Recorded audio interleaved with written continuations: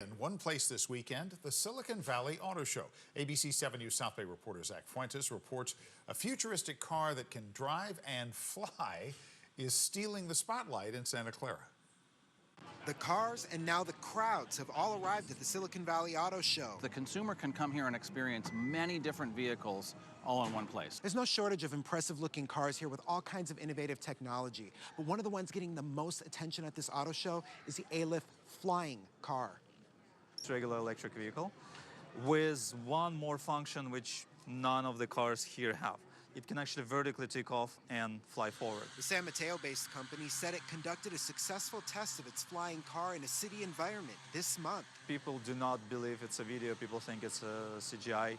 People think it's AI generated. That's why actually we had some crews, like television crews, shoot it live because they also didn't believe it. The company says the car is 100% electric. For now, the cost is $300,000, a price they expect to drop when they're more efficient at manufacturing. It already has more than 3,000 pre-orders and the fascination of many other people who came to the auto show taking in the display model. Very innovative. I'm sure a lot of people will say, is it the Jetson car? You envision yourself driving something like this or flying something like this? Yes. I don't think it's going to happen in my lifetime, but I think it will happen in my son's lifetime. Maybe. If I can afford it. The company says if everything goes well, they plan to start production on the first one by the end of 2025 or early 2026. Many other new, technologically advanced cars were at this year's auto show for visitors to look at and test drive. Experts say electric and hybrid vehicles are the most sought after in the South Bay and still have plenty of interest across the country. It's true that the sales of electric vehicles are slowing. They're still growing. So it's growth, but it's slower growth than before. Maybe less so than what automakers want, but it's still increasing in demand. Those electric vehicles, along with plenty of gas-powered vehicles, old and new, are all on display at the Santa Clara Convention Center through Sunday. In Santa Clara, Zach Fuentes, ABC 7 News. Probably know it as Doc and Marty McFly's time machine from Back to the Future. It also served as the inspiration for Aleph's real-life flying car, a model of which is right behind me. Aleph Aeronautics is still in the early stages of developing a vehicle that it hopes can be driven on the roads and flown above them. To find out more, I caught up with co-founder and CEO Jim Duchovny. Nice to meet you. Thank you so much. We're here at Aleph's warehouse in San Mateo, California, and what are we seeing today? Flying cars? We're still flying cars. Let's do it. Let's go. You guys are more ambitious than most eVTOLs out there. You have to create a car and basically an aircraft. Why bite off so much? Even though it's a similar technology, eVTOL are pretty much electric helicopters. Yeah. We're trying to build a car which can vertically take off and fly efficiently. Did you expect this to take so long? When we first met in a coffee shop in Palo Alto, I drew something on a napkin and I asked, how long is it going to take to build this one, big one, and everything in 2015? They said half a year. Half a year turned into 8 years. We're still building. But you actually have a target date. You want to get at least one of these on the road/air in 2025. We plan to. If everything goes right, if we have enough funds, if the legislation does not get worse, we're okay with today's legislation, we plan to start production of the first one by the end of 2025. But getting there won't be easy. Unlike its eVTOL competitors, Aleph will need to get approval from two regulators, the Federal Aviation Administration and the National Highway Traffic Safety Administration. In the long term, we do want to make a full certification. If you look at this as an aircraft, all the propellers and everything which makes it fly are internal. Nothing is exposed. This is a major thing. It's only 1 or 2 person vehicle, which is again advantage during the certification. It's lightweight, it's very safe. So if you compare that to any traditional aircraft which flying today, this is way safer.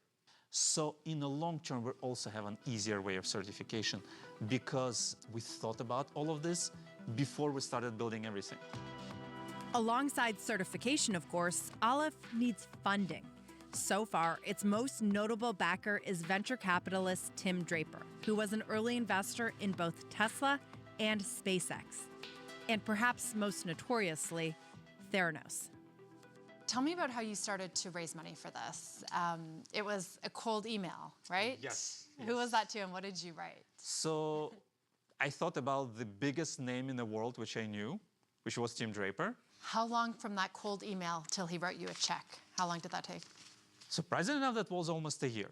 Tim wanted to make sure that not only it made sense business-wise, he wanted to make sure it made sense engineering-wise too. A lot of folks out there seem to think that Tesla, SpaceX, both of them are an investor in Aleph. We have no affiliation with SpaceX. I never saw Elon, only on TV. So we have just a firm no from you, no SpaceX, no Tesla investment. No affiliation whatsoever. As well as seed money, Aleph is also taking pre-orders. For a $150 deposit, customers can get on a list to purchase its Model A when it becomes commercially available. That deposit, by the way, is fully refundable. So revenue will be starting once we start delivering, right?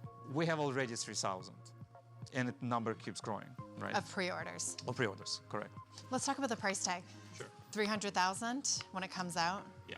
Not a lot of people can afford that. I cannot afford it, pretty much you can afford it. So the price tag came from cost, what it takes us to make one today. We make it pretty much here, handmade, a lot of man hours and so on. So how does Aleph's car actually work? Well, I tried asking a couple of times, but didn't really get a clear answer. Oleg Petrov is Aleph's director of R&D. So, like, this is the Model A. So from far away, it looks like a car, but then when you come up close, it's actually nothing inside of it but the blades, and the air has to go all the way through, right? So explain how that works.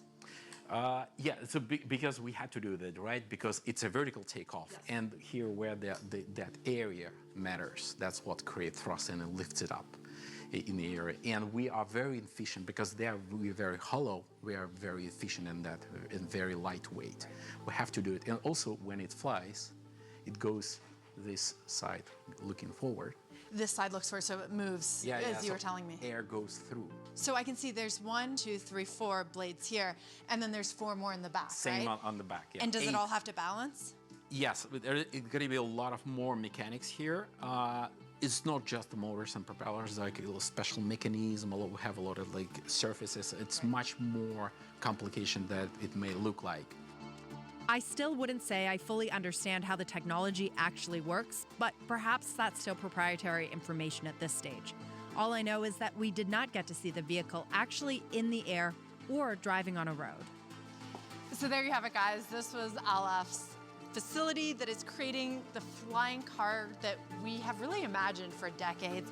We'll see they still have a long road to go in terms of approval, in terms of funding, in terms of getting that price down. But what we saw today was at least a glimpse of the future.